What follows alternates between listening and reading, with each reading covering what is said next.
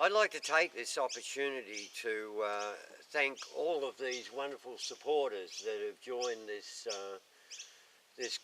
coalition to help all our special friends out there in nature. And not only all these organisations that are doing great work themselves, but all their supporters as well. And I'd like to encourage more people to actually join up with this coalition because the future of our country depends on the people, and we've got to make sure that we leave a legacy for our children and our grandchildren. And Australia hasn't really got a very good record with its native wildlife, and I think it's time for a change. And to actually have all these wonderful supporters helping Colin, Rupert, and I to get this to actually get this movement going is a great thing. And thank you again, and I look forward to working with everybody.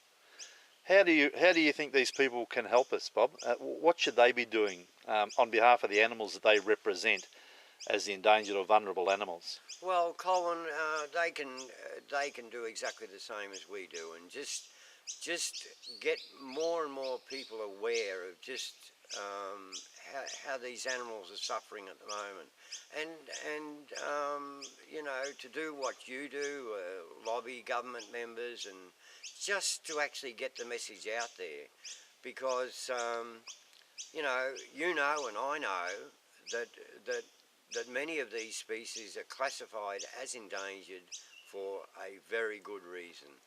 And once these animals are gone, they're gone. And I personally don't want to be responsible for seeing any extinctions at all. And you know, it's time that we did draw a line in the sand and to get our act together, because we don't actually own this earth. We're only caretakers of it, and we've got to leave a really good legacy for our kids. Bob, you made me aware of how many extinctions have been since white men arrived in Australia, over 200.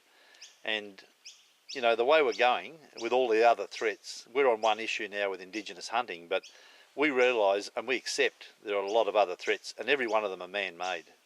What do you think about that? Yeah, it's you know, it's a very sad reflection on our society as a whole, Colin. I think, you know, we've become so obsessed with greed and dominance that we seem to refuse to accept our responsibility, and part of that responsibility is to the environment.